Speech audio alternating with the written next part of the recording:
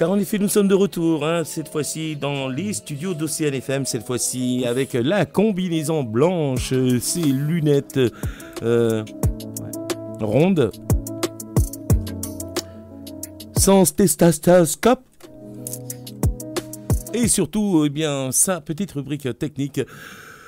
Monsieur Eric le Magnifique, comment allez-vous ?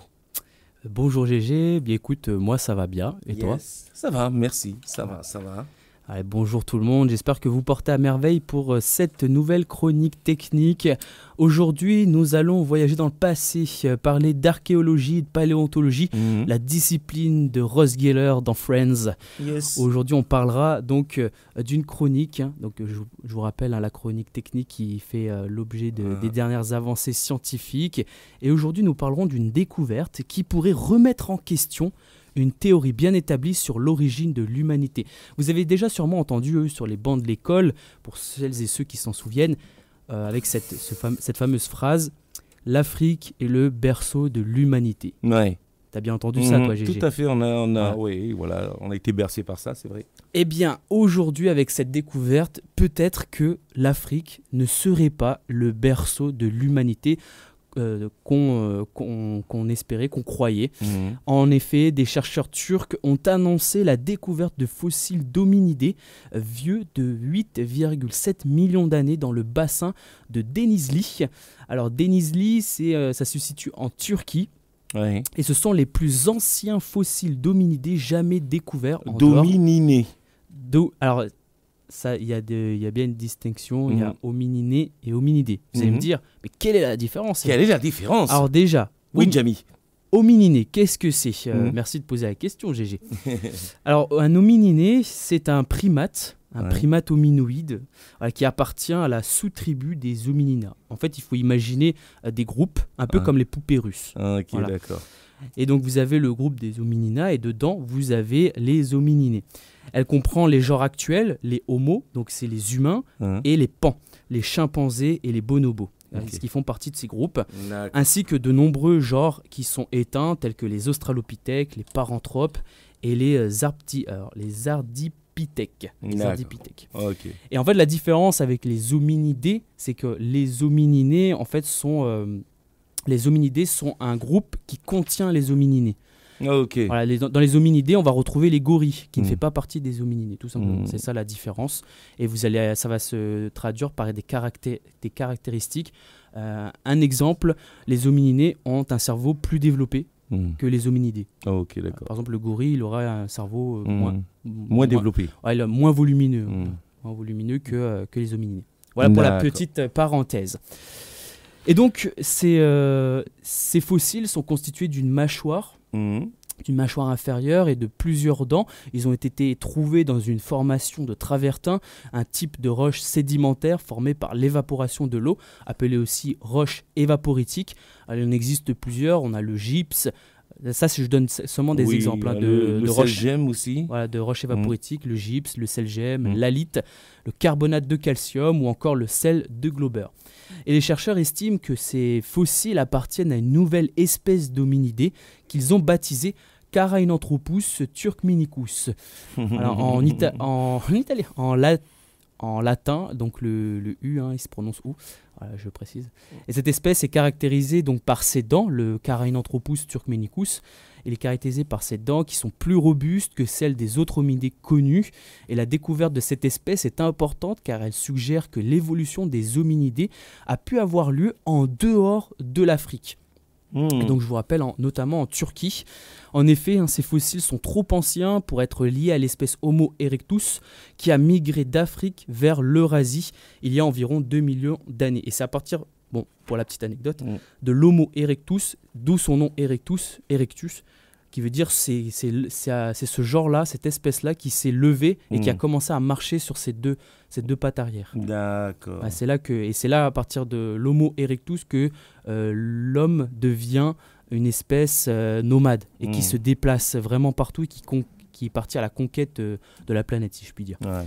Et si Carainanthropus turkmenicus est bien une espèce d'hominidé, cela signifie que les hominidés ont évolué en Eurasie au moins 6,7 millions d'années avant la migration d'Homo erectus. Et là, je comprends mieux. Parce qu'on pensait que justement, à partir d'Homo erectus, l'homme est parti de l'Afrique et a conquis le monde. Et en fait, en découvrant ces fossiles-là, eh ben, on émet l'hypothèse, et peut-être même une hypothèse bien étayée, que la migration s'est faite bien Dans avant le lui. sens inverse. Non, bien avant lui.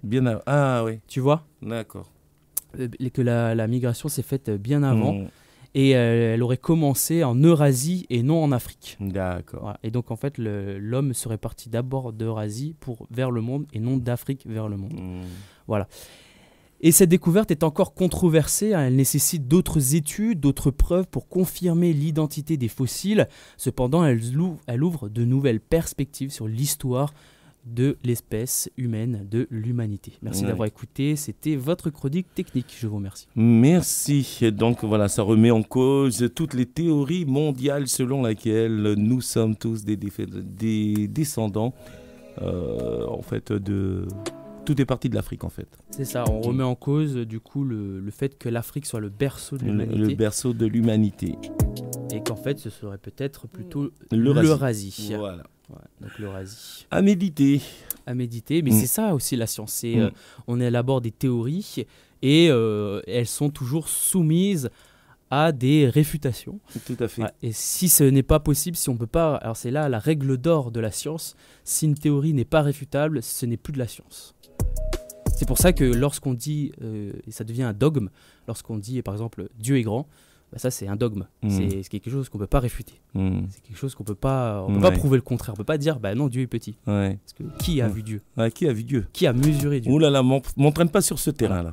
Donc voilà, c'est pour ça, c'est ça la science, c'est quelque chose qu'on peut toujours réfuter, qu'on peut douter, qu'on peut remettre en cause, et c'est beau parce que c'est ce qui fait avancer les choses.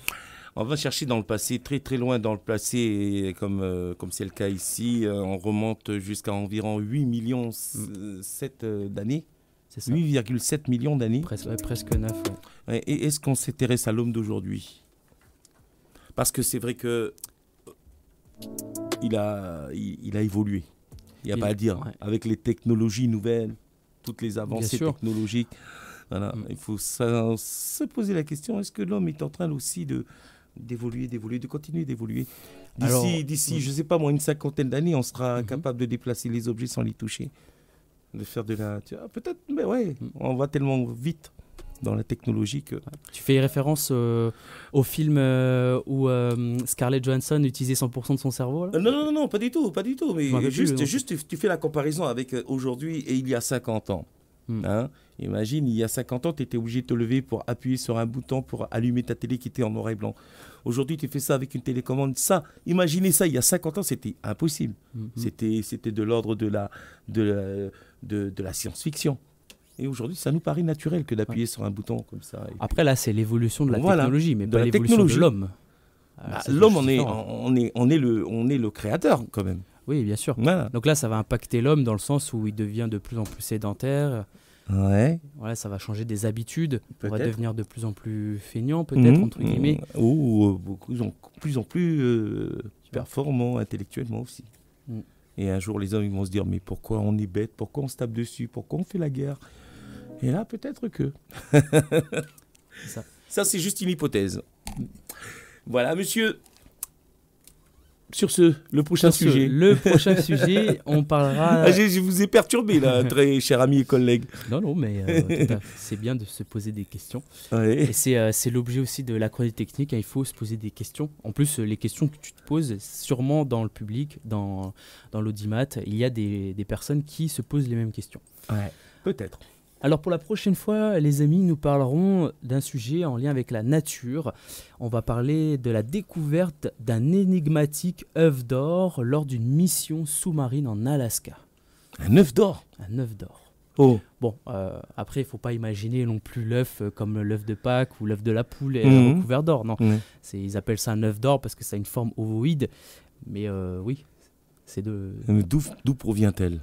Et encore, même œuf d'or, ça a la couleur de l'or, mais c'est pas vraiment... C'est pas vraiment de l'or. Serait-ce une matière extraterrestre? Je vous laisse sur ce suspense. Merci en tout cas. Vous pourrez retrouver GG pour les bar mitzvahs, les mariages. Les mariages. Il y a un G-son, assisteur production. Merci Eric, bon week-end. Merci GG. Allez, bye bye.